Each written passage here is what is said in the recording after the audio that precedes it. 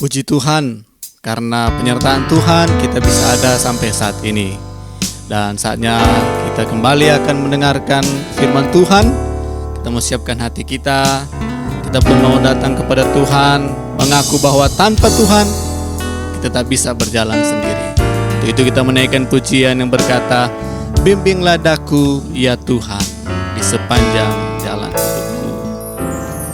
Bimbinglah daku ya Tuhan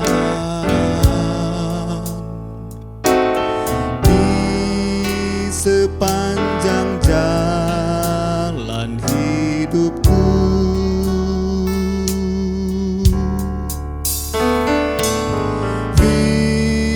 Firman-Mu bagaikan sulur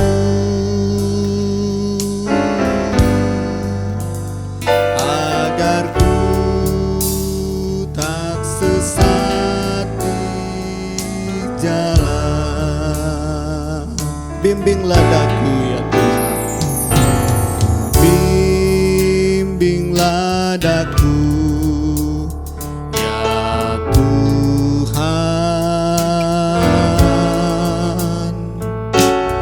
di sepanjang jalan hidupku.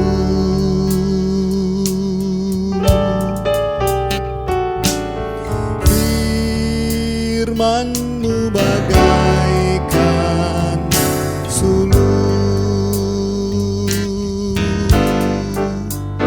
agar ku tak sesat di jalan. Tanpa Yesus di sisiku, tanpa Yesus membimbingku, tanpa Yesus menopangku, ku kan jatuh. Dengan Yesus di sisiku, dengan Yesus membimbingku, dengan Yesus menopangku, ku tak jatuh. Amin. Bimbinglah daku ya Tuhan di sepanjang jalan hidupku.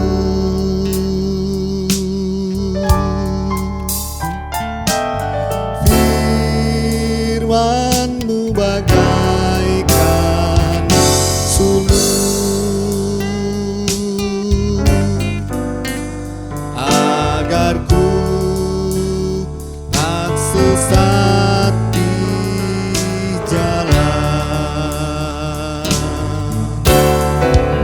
Tanpa Yesus di sisiku, tanpa Yesus membimbingku, tanpa Yesus menopangku, ku kan jatuh.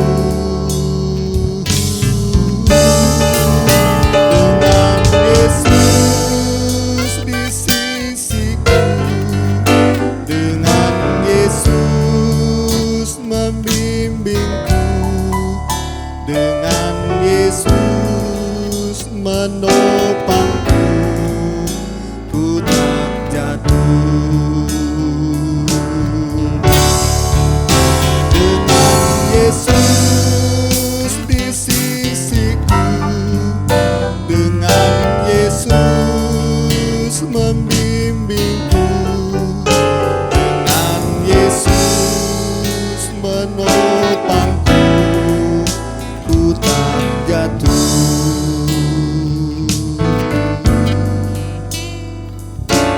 Haleluya. Puji Tuhan. Benar ya Tuhan, Kami mengaku di hadapan-Mu, tanpa Engkau kami akan tersesat, kami akan jatuh, kami akan binasa. Untuk itu kami ada saat ini, mau mendengarkan kebenaran firman-Mu yang merupakan pelita bagi kaki kami, terang bagi jalan kami. Untuk itu, berbicaralah kepada kami ya Tuhan, melalui hamba-Mu, singkapkan setiap kebenaran firman-Mu, sehingga kami dapat semakin mengenal Engkau, dan kami rindu pun mengalami Engkau, merindukan berjalan terus bersama dengan Engkau, sampai akhir hidup kami. Terima kasih ya Tuhan, hamba-Mu yang Kau siapkan, Tuhan pakai dengan hikmat pimpinan urapan Tuhan. Kami siapkan hati kami untuk mendengarkan kebenaran firman-Mu, mengucap syukur di dalam nama Tuhan Yesus Kristus. Haleluya. Amin.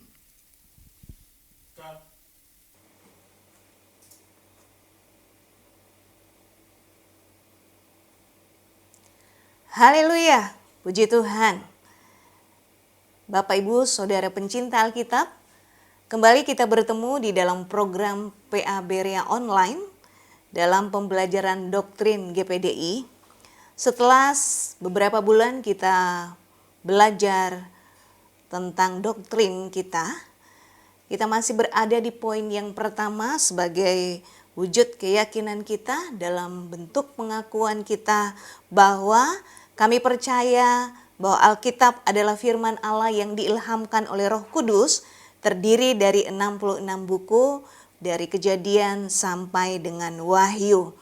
Kalau kita sudah melihat beberapa waktu lamanya tentang pembelajaran kita ini, maka Bapak Ibu Saudara dibawa untuk melihat tema-tema sentral di dalam Perjanjian Lama. Masih Bapak Ibu bisa lihat di slide yang ada. Lalu untuk saat ini Bapak Ibu Saudara pencinta Alkitab dibawa masuk pada tema sentral Perjanjian Baru. Tentu Bapak Ibu masih mengingat apa yang sudah kita pelajari di waktu-waktu yang lalu. Dan kami berharap Bapak Ibu Saudara dengan diperlengkapi melalui pengetahuan Alkitab dari Perjanjian Lama sampai di Perjanjian Baru saat ini akan melengkapi Bapak Ibu Saudara untuk memahami keutuhan Alkitab, dan dengan itu membangkitkan keyakinan yang ada dalam diri Bapak Ibu Saudara sebagai pencinta Alkitab untuk meyakini bahwa benar firman Allah adalah yang diilhamkan oleh Allah bagi kita untuk kemudian kita yakini dalam kehidupan kekristenan kita untuk mengalami karya Tuhan yang heran dan ajaib. Puji Tuhan. Setelah beberapa waktu kita melewati beberapa tema yang ada, sampailah kita pada kesempatan ini di tema sentral Perjanjian Baru pada poin yang kelima, yaitu ibadah dan kesalehan.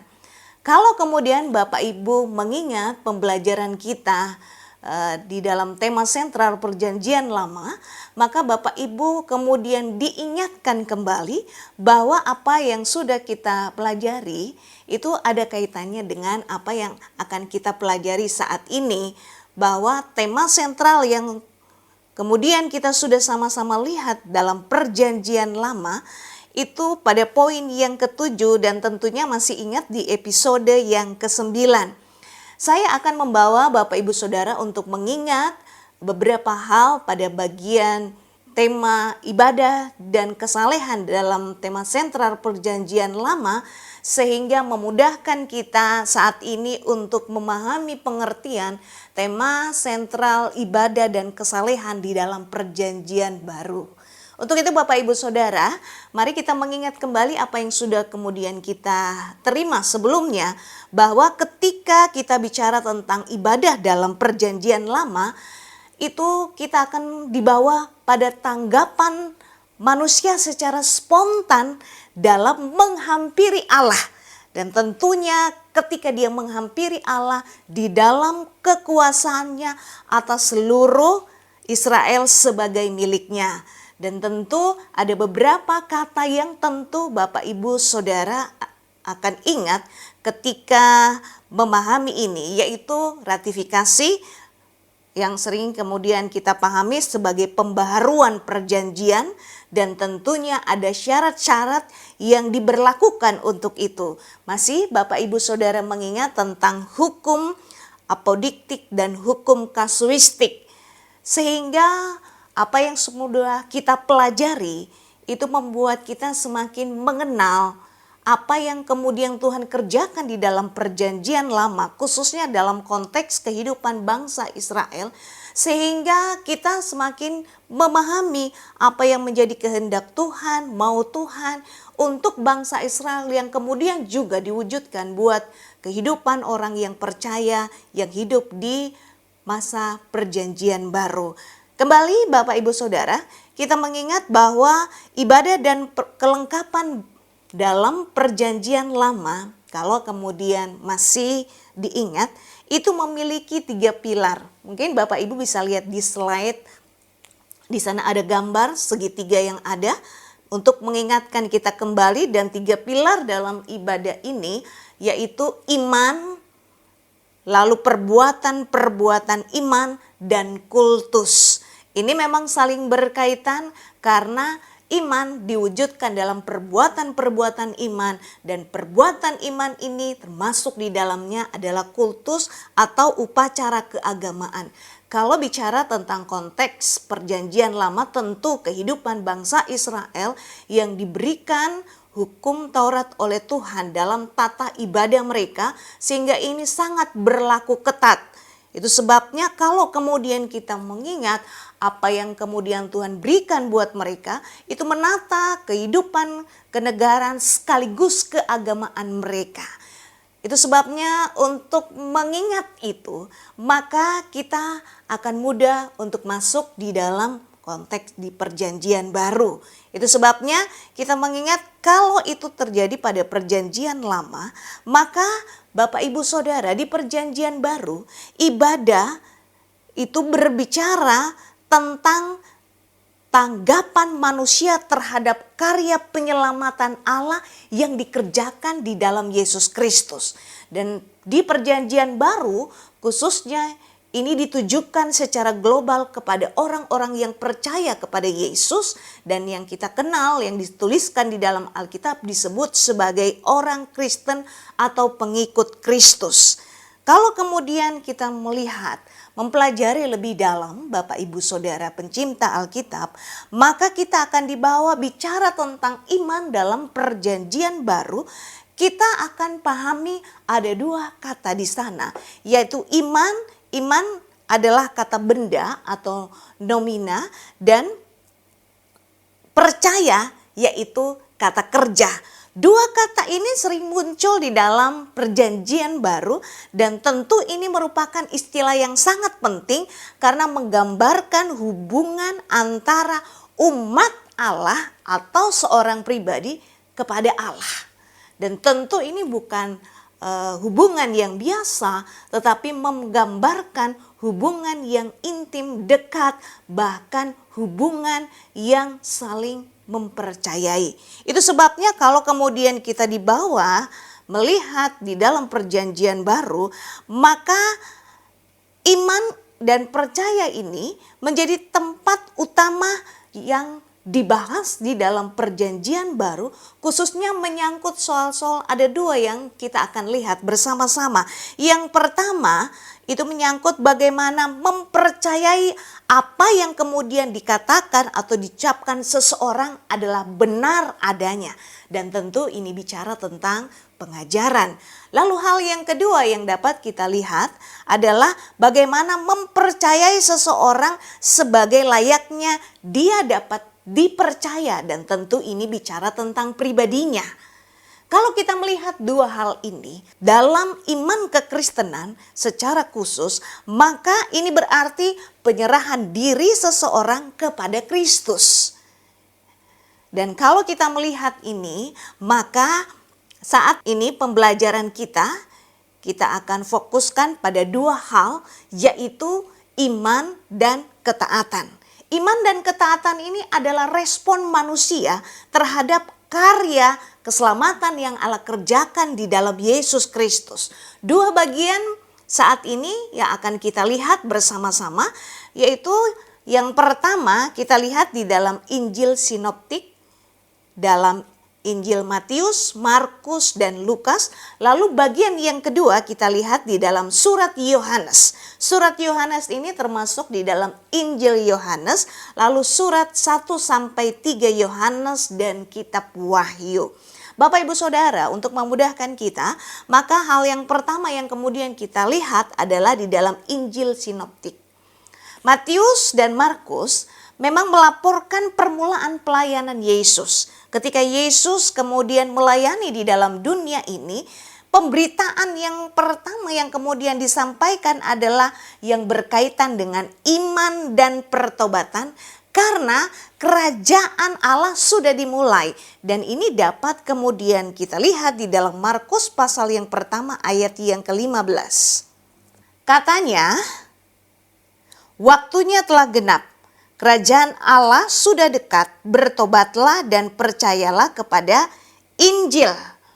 Bapak Ibu Saudara pencinta Alkitab, kalau kemudian kita lihat di dalam Injil Sinoptik ini, memang ayat yang sama berbunyi seperti yang tertulis di dalam Markus pasal 1 ayat 15 ini, juga tertulis di dalam Matius pasal yang ketiga ayat yang kedua, dan Matius pasal yang keempat ayat yang ke-17. Tetapi kita akan melihat di dalam Markus, karena kemudian kita lihat bahwa penekanan iman dan pertobatan ini lebih lugas dibahas oleh Markus di sini. Kenapa? Markus mengaitkan antara pertobatan yang harus dilengkapi dengan iman kepada Injil. Dan 3 hal yang akan kita lihat pada bagian ini.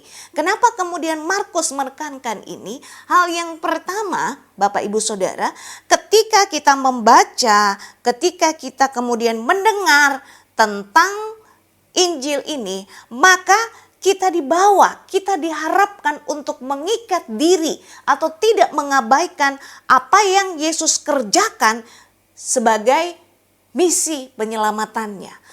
Apa yang Yesus emban untuk mengerjakan karya keselamatan bagi manusia berdosa.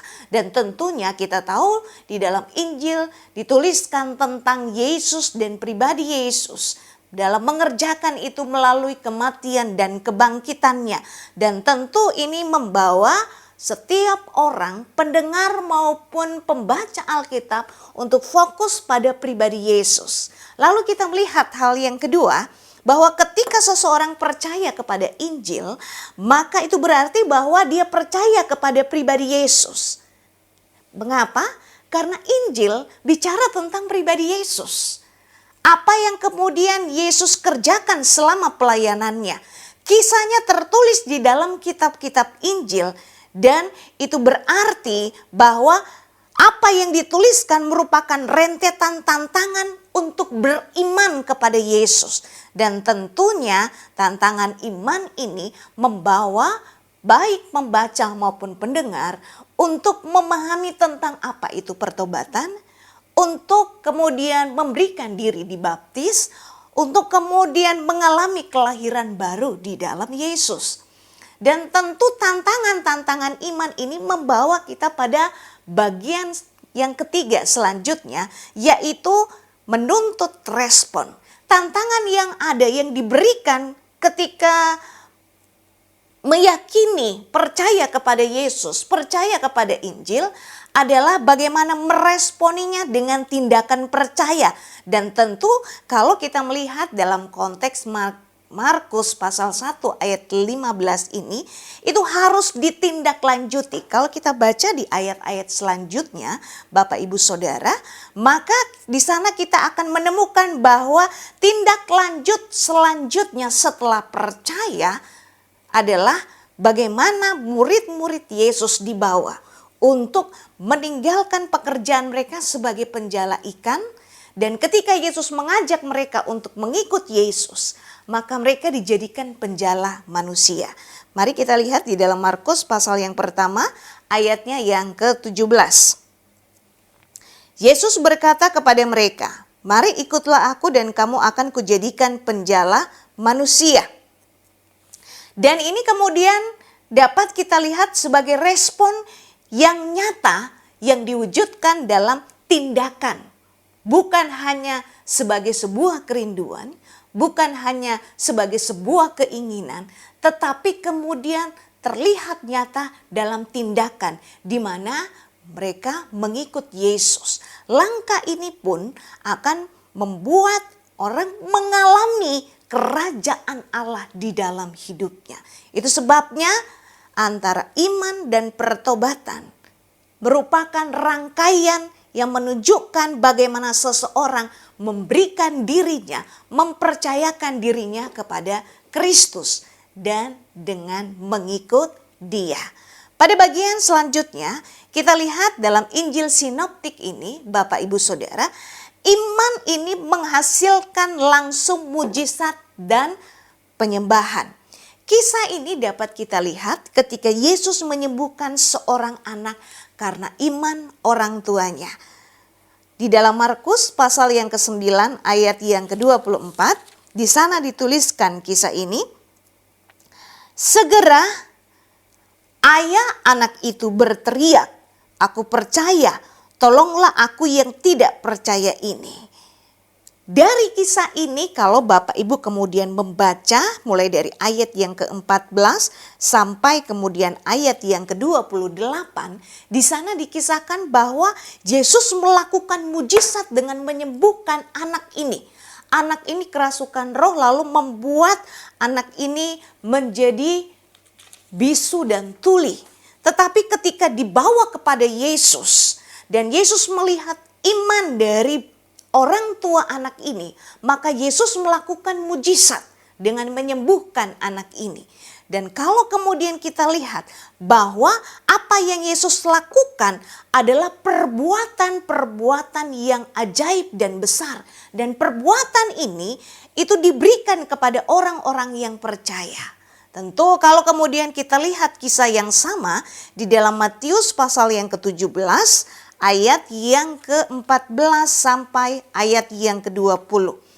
Ayat ini cukup panjang tetapi biar kita membaca ayat ini untuk kemudian kita pahami apa yang menjadi rahasia Allah yang ditujukan bagi orang yang beriman kepadanya. Ayat yang ke-14 sampai ayat yang ke-20. Ketika Yesus dan murid-muridnya kembali kepada orang banyak itu, datanglah seorang mendapatkan Yesus dan menyembah, katanya, "Tuhan, kasihanilah anakku. Ia sakit ayan dan sangat menderita. Ia sering jatuh ke dalam api dan juga sering ke dalam air. Aku sudah membawanya kepada murid-muridmu, tetapi mereka tidak dapat menyembuhkannya."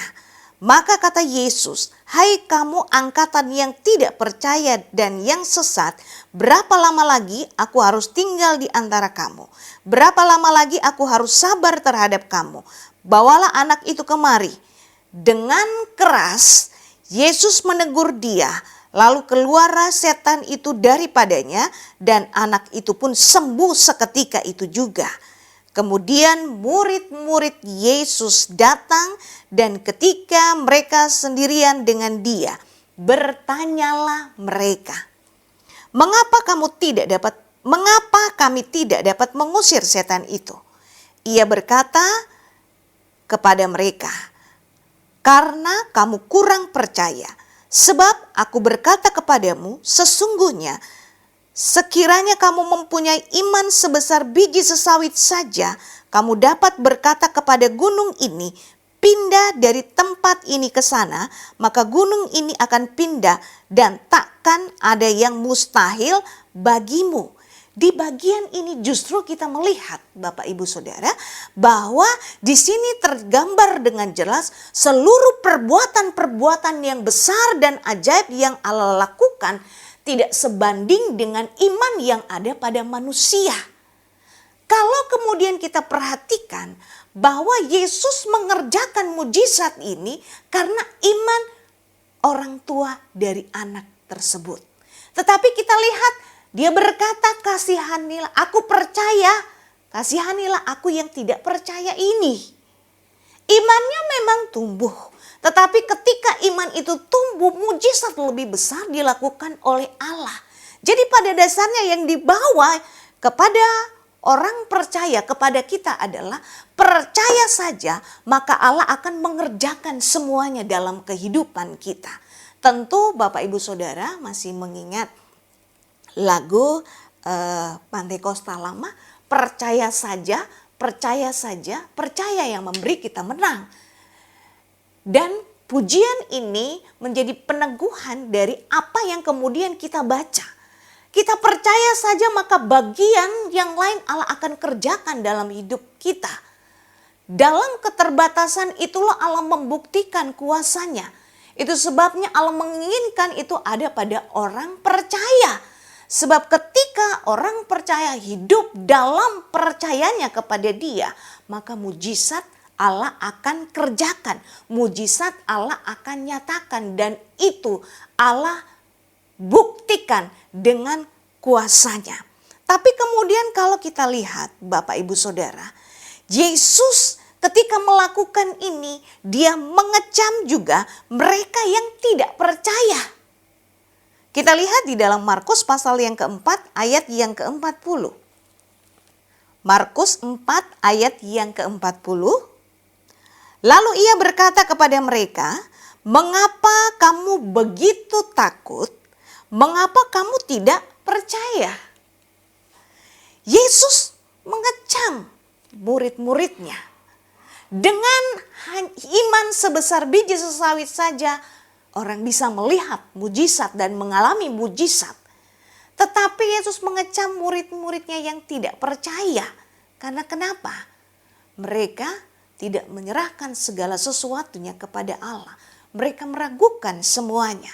Dan hal yang sama juga terlihat di dalam Markus pasal yang ke-9 ayat yang ke-19 sampai yang ke-23. Ini bicara tentang kisah ahli-ahli Taurat dan beberapa orang yang berkumpul tadi ketika menyaksikan seorang anak yang sakit. Dan ketika murid-murid Yesus dan Yesus datang ke sana, mereka membicarakan hal tersebut. Mereka tidak dapat melihat mujizat, tetapi seorang bapak, orang tua dari anak ini melihat mujizat dan mengalami mujizat karena imannya kepada Yesus. Kalau kemudian kita perhatikan Bapak Ibu Saudara, kita pun dibawa bahwa dalam kisah Markus pasal yang ke-9 ini dengan sendirinya mengungkapkan aspek yang lain dari iman, bahwa dengan iman kita bisa melihat bahkan mengerjakan hal-hal yang tidak mungkin. Hal-hal yang besar yang Allah kemudian bisa kerjakan, nyatakan dalam hidup orang yang percaya. Dan juga hal-hal yang besar yang dapat dilakukan oleh orang-orang percaya. Karena iman sebesar biji sesawit untuk mengalami apa? Mujizat yang dikerjakan oleh Allah. Itu sebabnya hal ini justru membuat kita memahami bahwa inilah misi yang Yesus lakukan. Apa yang tidak mungkin diwujudkan dalam upaya manusia, itu dapat diwujudkan dengan iman. Ketika manusia dihubungkan dengan Allah dalam rencana penebusan ilahinya. Allah mampu, Allah sanggup kemudian mewujudkan segala sesuatu. Allah mampu menanggapi segala sesuatu. Dan yang paling hakiki adalah bagaimana Allah mengerjakan keselamatan bagi manusia berdosa. Di luar dari kemampuan manusia, manusia tidak dapat menyelamatkan dirinya. Dan itu sangat mustahil untuk manusia dapatkan. Tetapi itu tidak mustahil ketika Allah mengerjakan itu bagi orang yang percaya. Ketika iman itu menghubungkan antara orang percaya dengan Allah. Sehingga manusia dapat menikmati karya itu. Dan ini yang kemudian Markus kemudian tekankan. Kalau kemudian kita melihat pada bagian yang lain, iman juga harus mempengaruhi perbuatan atau tindakan yang dilakukan seseorang. Dan tentunya hal ini dapat kita lihat yang terungkap dalam doa yang tertulis di dalam Markus pasal yang ke-11 ayat yang ke-24. Kita maju beberapa pasal. Markus pasal yang ke-11 ayat yang ke-24. Karena itu aku berkata kepadamu, Apa saja yang kamu minta dan doakan, percayalah bahwa kamu telah menerimanya, maka hal itu akan diberikan kepadamu.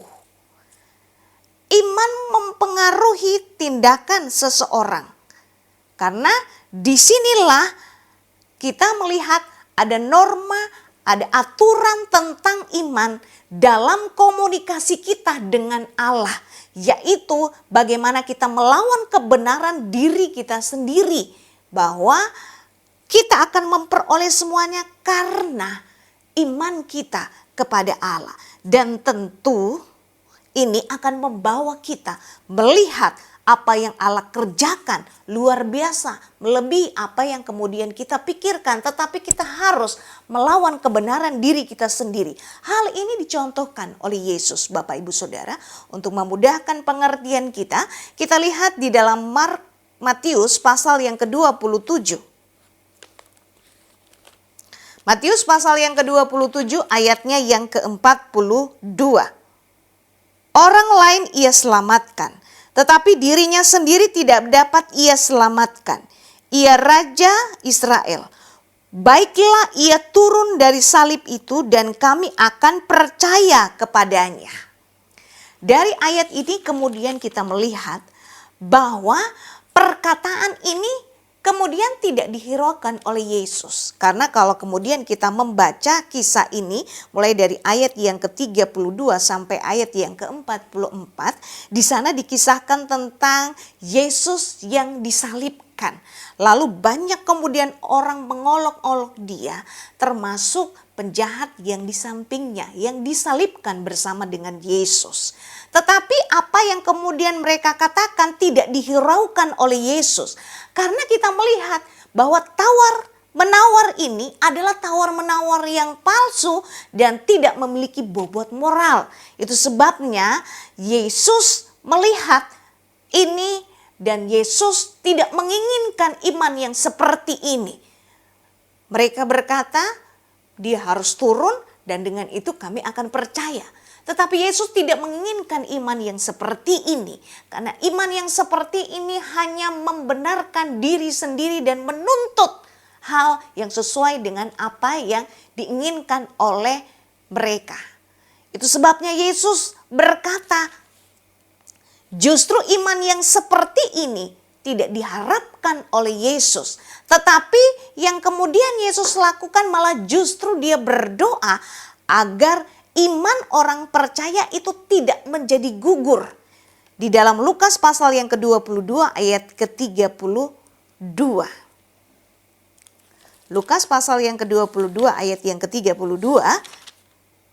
Tetapi aku telah berdoa untuk engkau supaya imanmu jangan gugur. Dan engkau, jika engkau sudah insaf, kuatkanlah saudara-saudaramu yang lain. Justru dalam situasi yang seperti ini, Yesus justru berdoa agar iman orang benar tidak menjadi gugur karena kebenaran diri sendiri, karena kemauan diri sendiri. Tetapi kemudian dibawa untuk sadar, insaf, karena kita tahu bersama bahwa iman itu mutlak diperlukan jika ingin mengalahkan kuasa iblis, kuasa kegelapan yang mempengaruhi kita untuk membenarkan diri kita sendiri. Dan ini yang kemudian Yesus kerjakan. Kita dibawa untuk menyadari bahwa iman itu membawa seseorang untuk meyakini apa yang benar. Benar berasal dari Allah dan bukan dari diri sendiri. Benar menurut kehendak dan keinginan Allah, bukan kebenaran diri sendiri. Itu yang kemudian kita harus bedakan. Karena disinilah iman itu membentuk dan mempengaruhi perbuatan orang yang percaya, yang hidupnya benar-benar di dalam iman kepada Dia. Kita akan masuk pada bagian berikutnya, yaitu pada Injil Lukas. Kalau kita melihat pada bagian ini, maka Bapak Ibu sebagai pencinta Alkitab, kita dibawa bahwa ada sisi yang lain yang kemudian Lukas bahasakan di dalam tulisannya, bahwa perbedaan antara iman dan kepercayaan. Tentu kita bisa melihat kisah ini ketika peristiwa kelahiran Yesus dalam perbandingan antara Maria di dalam Lukas pasal yang pertama ayat yang ke-15 dan dalam peristiwa kelahiran Yohanes ketika berita kelahiran Yohanes disampaikan kepada Zakaria. Perbandingan ini kita lihat dalam Lukas pasal yang pertama ayat yang ke-45 dan Lukas pasal yang pertama ayat yang ke-20. Kita baca dulu Lukas pasal yang pertama ayat yang ke-45. Dan berbahagialah ia yang telah percaya, sebab apa yang dikatakannya kepadanya dari Tuhan akan terlaksana. Ini apa yang disampaikan oleh Allah kepada Maria. Dan Maria akan mengalami hal yang telah difirmankan oleh Allah. Lalu Lukas pasal yang pertama ayat yang ke-20. Sesungguhnya engkau akan menjadi bisu dan tidak dapat berkata-kata sampai kepada hari di mana semuanya ini terjadi. Karena engkau tidak percaya akan perkataanku yang akan nyata kebenarannya pada waktunya. Kalau kemudian kita melihat dua perbandingan di ayat ini Bapak Ibu Saudara, maka kita akan melihat jenis iman yang diperbandingkan ini akan senada dengan hal mempercayakan diri kepada Allah. Dan tentu kalau kemudian Bapak Ibu Saudara mengingat, ini sudah digemakan sangat kuat dalam perjanjian lama. Dan tentu ini membawa kita mengerti bahwa inilah tuntutan akan iman kepada Allah. Bukan hanya sebuah wawasan yang baru, tetapi juga tanggapan atau respon terhadap kekuasaannya, yaitu bagaimana seseorang menyerahkan dirinya kepada Allah dan mempercayai apapun yang kemudian Tuhan firmankan dalam hidupnya sebagai suara Tuhan yang diyakini akan dialami di dalam hidupnya. Itu sebabnya kalau kemudian kita perhatikan bahwa kisah ini juga kemudian dicontohkan dalam beberapa contoh Bapak Ibu Saudara, tetapi kita tidak akan melihat semuanya. Kita akan melihat hanya beberapa bagian yang meneguhkan kita bahwa iman yang dituntut adalah mempercayakan diri kita kepada Allah melewati proses-proses. Dan proses itu kita lihat di dalam Lukas pasal yang ke-8 ayat yang ke-4 sampai ayat yang ke-15. Ini sebuah kisah tentang perumpamaan seorang penabur. Tentu ini tidak akan kita baca semua ayat-ayat ini Bapak Ibu Saudara karena ayat-ayat ini cukup panjang. Tetapi kita akan melihat di ayat yang ke-13. Lukas pasal yang ke-8 ayatnya yang ke-13. Yang jatuh di tanah yang berbatu-batu itu ialah orang yang telah mendengar firman itu, menerimanya dengan gembira. Tetapi mereka itu tidak berakar. Mereka percaya sebentar saja dan dalam masa pencobaan mereka murtad. Di sini kita melihat bahwa hal percaya itu disamakan dengan menerima firman secara menetap, bukan hanya sekedar atau sebentar saja. Ini gambaran yang harus kemudian kita pahami dalam kehidupan kekristenan kita. Bahwa ketika seseorang menerima firman, bukan hanya sementara. Ketika datang pencobaan, ketika datang penderitaan, maka iman itu menjadi gugur. Tidak. Tetapi yang Allah inginkan bagaimana itu menetap dalam kehidupan orang yang percaya. Karena kalau kita melihat kisah dari perumpamaan seorang penabur ini, kalau Bapak Ibu membaca kisah ini secara lengkap, maka kita akan melihat mengapa hanya sebentar, karena iblis kemudian mengambil firman dari pendengarnya. Sehingga apa yang kemudian dialami oleh pendengar, mereka kehilangan keyakinan, kehilangan iman.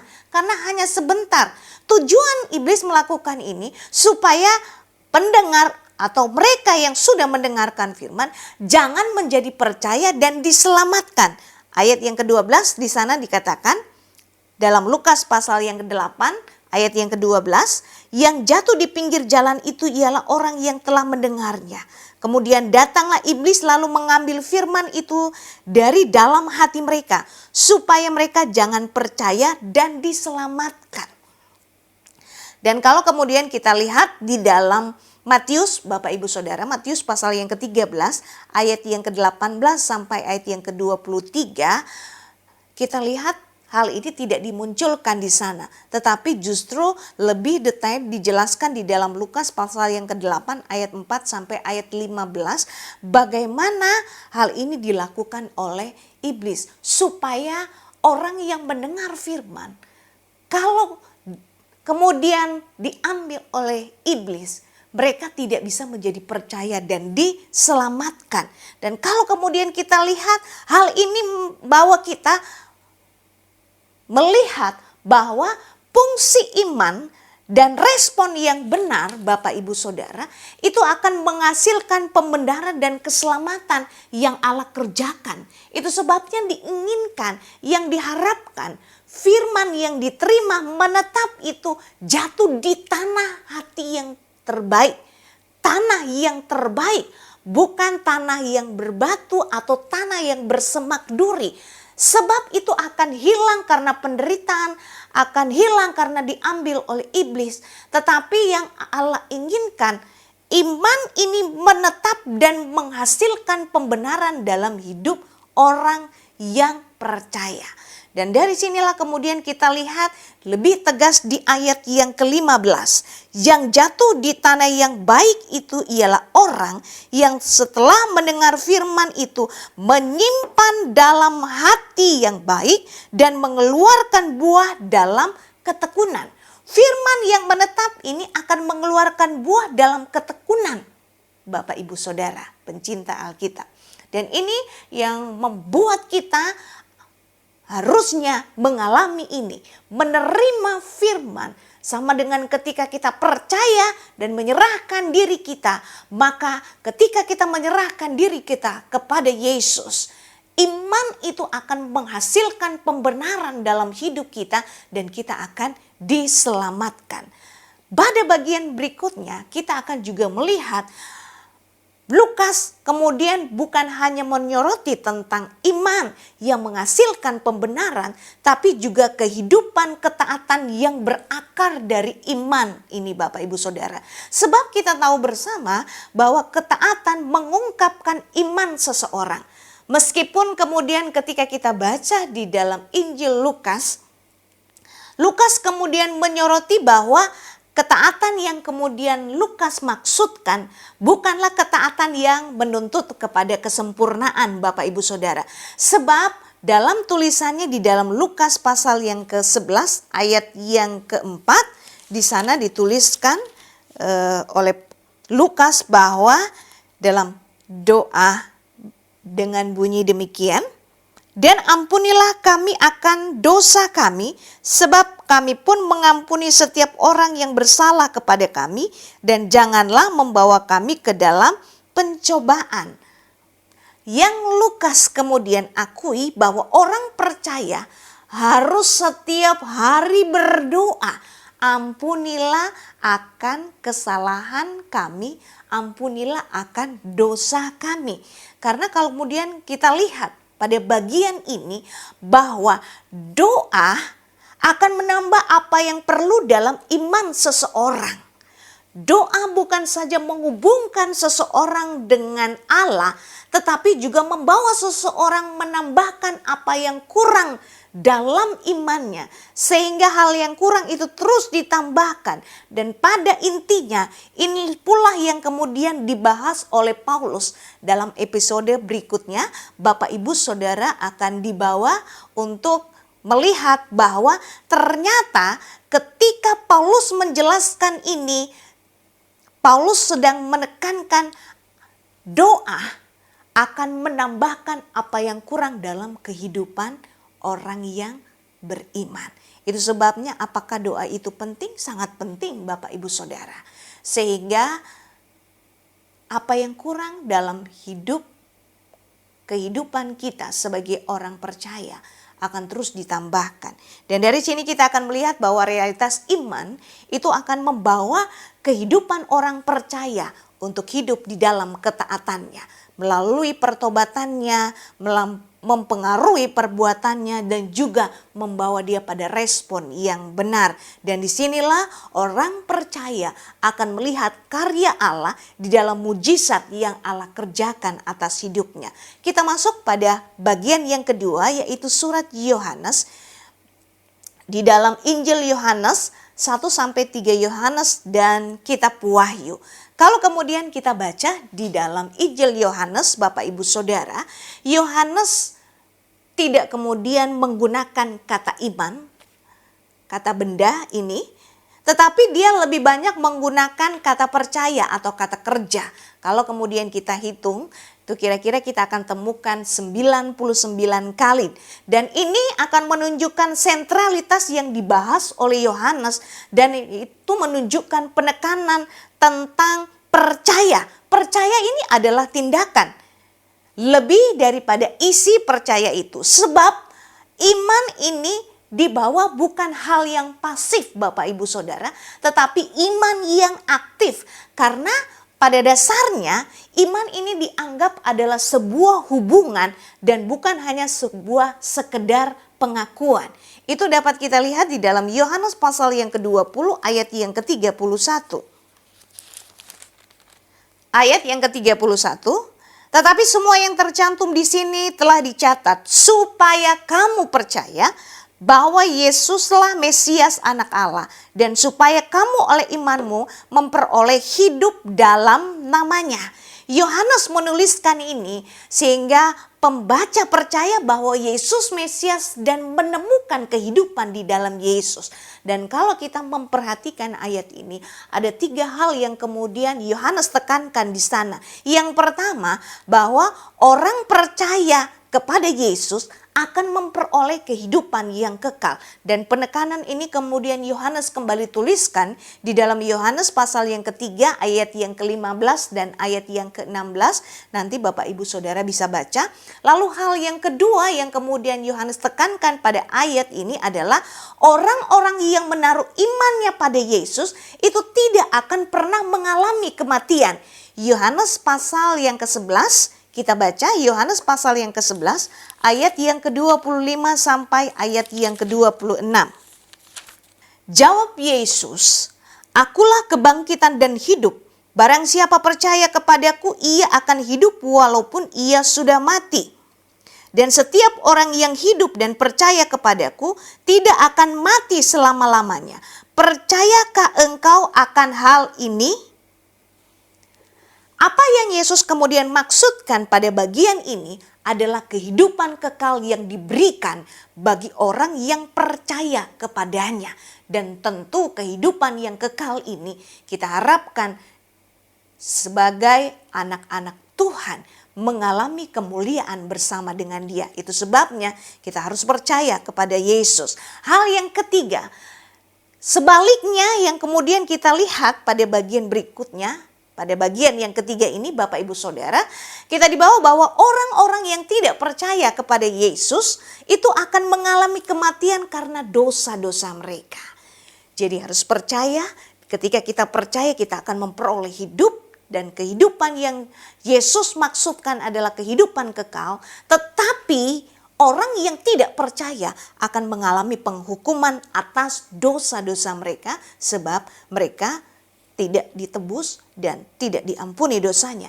Yohanes pasal yang ke-8 ayat yang ke-24, nanti Bapak Ibu kemudian bisa membaca ayat ini. Kalau kemudian kita perhatikan apa yang Yohanes tuliskan di dalam Yohanes 20 ayat yang ke-31 ini, senada juga yang kemudian dia tuliskan di dalam 1 Yohanes pasal yang ke-5 ayat yang ke-13. 1 Yohanes pasal yang ke-5 ayat yang ke-13. Semuanya ini kutuliskan kepada kamu, supaya kamu yang percaya kepada nama Anak Allah, tahu bahwa kamu memiliki hidup yang kekal. Yohanes kemudian menekankan iman menyelamatkan, iman yang menyelamatkan adalah iman kepada Yesus Kristus yang disebut sebagai anak Allah, yang berhubungan dengan apa? Kemesiasannya, melakukan tugas penyelamatan di mana dia rela datang sebagai manusia biasa untuk menyelamatkan manusia yang berdosa. Manusia yang tidak berdosa menjadi berdosa untuk menyelamatkan manusia yang berdosa. Dan kalau kemudian kita memahami ini juga tertulis di dalam 1 Yohanes pasal yang kedua ayat yang ke-22 dan ayat yang ke-23. Bapak Ibu bisa lihat di slide. Ini akan membawa kita untuk melihat cakupan ide untuk tetap percaya kepada Yesus. Bahwa ketika seseorang percaya, maka seseorang akan menyerahkan dirinya secara aktif kepada Yesus. Tidak pernah berhenti tahapan ini dari hari ke hari, dari setiap langkah-langkah yang dilaluinya, sehingga orang akan hidup dalam kepercayaannya yang semakin bertambah kepada Dia. Bukan hanya percaya untuk mengalami pertobatan, tetapi mengalami pertumbuhan iman sampai menjadi dewasa secara rohani untuk mengalami perubahan dan mengalami kehidupan yang kekal. Nah, Bapak Ibu Saudara, kalau kemudian kita cermati di dalam surat 1-3 Yohanes ini, maka Bapak Ibu Saudara pencinta Alkitab, kita akan dibawa untuk fokus pada perhatian ciri-ciri kehidupan di dalam iman. Iman yang seperti apa yang akan terlihat dalam kehidupan orang yang percaya kepada Yesus, itu terlihat dalam 3 hal, Bapak Ibu Saudara. Yang pertama, ketika seorang beriman artinya dia akan tinggal di dalam Yesus. Lalu kemudian mengawali sebuah persekutuan dengan Yesus dan kemudian hidup dalam kekudusan. Karena Dia Allah yang kudus. Jadi kalau kemudian kita mencermati, mendalami hal ini, maka kita akan dibawa mengerti pada dasarnya iman yang kemudian Yohanes tekankan dalam Injilnya dan juga di dalam suratnya, itu mengatakan bahwa iman itu lahir dari pengalaman pribadi seseorang ketika menjadi anak Tuhan, dan bukan hanya sekedar kesepakatan antara akal dan sebuah pengakuan saja. Tetapi kemudian kita akan dibawa mengerti bahwa hakikat dari iman itu sendiri adalah tanggapan atau respon manusia terhadap kasih Allah yang Allah berikan, yang Allah kerjakan melalui pengorbanan Yesus yang menuntut keputusan tentang Dia. Jadi pada dasarnya hakikat iman itu adalah ketika seseorang menerima Yesus sebagai Tuhan dan Juru Selamat dalam hidupnya, itulah iman. Tetapi kalau tidak menerima, itu berarti bukan iman. Dan di sini kemudian kita melihat Yohanes menekankan ini untuk membawa pengertian orang percaya hidup di dalam iman yang sesungguhnya kepada Yesus Kristus. Kita akan melangkah selanjutnya bahwa Yohanes kemudian juga menuliskan dalam kitab Wahyu tentang iman. Tetapi penggunaan iman di kitab Wahyu ini, Bapak Ibu Saudara, tidak memberikan banyak perhatian kepada hal-hal yang menyangkut tentang penerimaan ke dalam persekutuan kekristenan. Itu berarti hubungan antara seseorang dengan Allah. Tetapi justru Yohanes menggunakan kata ini untuk menekankan tantangan atau upah yang kemudian diberikan kepada orang yang telah diterima menjadi anggota keluarga Allah atau menjadi orang yang percaya. Kita bisa lihat itu di dalam beberapa bagian. Dalam Wahyu pasal yang kedua ayat yang ke-19, di sana dituliskan iman ini dikaitkan dengan kasih. Wahyu pasal yang kedua ayat yang ke-19. Aku tahu segala pekerjaanmu, baik kasihmu maupun imanmu, baik pelayananmu maupun ketekunanmu. Aku tahu bahwa pekerjaanmu yang terakhir lebih banyak daripada yang pertama. di bagian ini kita lihat iman dihubungkan dengan kasih. Dan kasih di sini iman di sini bicara tentang kesetiaan seseorang dalam mengiring Yesus, mempertahankan kesetiaan mereka sampai akhir hidup mereka. Dan kalau kemudian kita perhatikan ini, kita tahu bahwa Yohanes mengaitkan ini dengan kesetiaan orang-orang yang berada di Tiatira. Lalu selanjutnya di dalam Wahyu pasal yang ke-13 ayat yang ke-10, di sana Yohanes mengaitkannya dengan ketabahan. Wahyu 13 ayat yang ke-10. Barang siapa ditentukan untuk ditawan, ia akan ditawan. Barang siapa ditentukan untuk dibunuh dengan pedang, ia harus dibunuh dengan pedang. Yang penting di sini ialah ketabahan dan iman orang-orang kudus. Ketabahan di sini, Bapak Ibu Saudara, membawa orang yang beriman untuk bisa tahan menderita. Itu sebabnya Yohanes menekankan hal ini. Dan kalaupun kemudian kita lihat ini, maka kita tahu bahwa iman yang sedang Yohanes bicarakan adalah bagaimana seseorang bisa bertahan di dalam penderitaan. Nah, Bapak Ibu Saudara, dari apa yang kemudian sudah kita pelajari dari ibadah dan kesalehan dalam Injil Sinoptik dan juga tulisan Yohanes, baik dalam Injilnya maupun dalam surat-suratnya 1-3 Yohanes dan kitab Wahyu, maka kita dibawa pada 2 pilar yang menjadi penekanan di sana, yaitu iman dan ketaatan yang tidak dapat dipisahkan. Itu akan membawa kehidupan kita sebagai orang yang percaya, akan membawa kehidupan seseorang untuk menerima Yesus sebagai Tuhan dan Juru Selamat dengan mengalami pengalaman-pengalaman pribadi bersama dengan Tuhan. Dan hal itu memang dibuktikan dengan kehidupan dalam ketaatannya kepada Tuhan. Dan tentunya orang beriman ketika hidup di dalam ketaatannya, hidup dalam imannya, dia akan menikmati mujizat yang Tuhan akan kerjakan.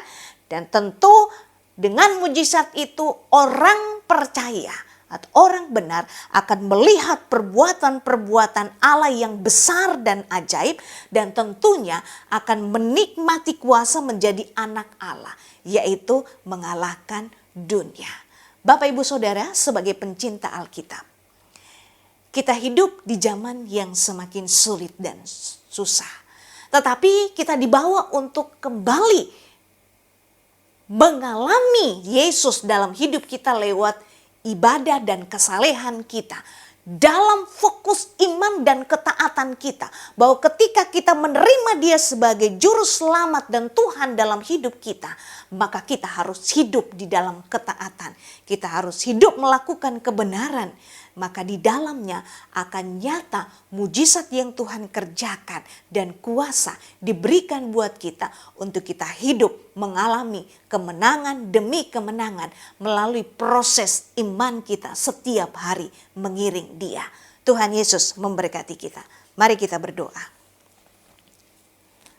Kami bersyukur bahwa Engkau Allah yang ajaib dan luar biasa dalam hidup kami.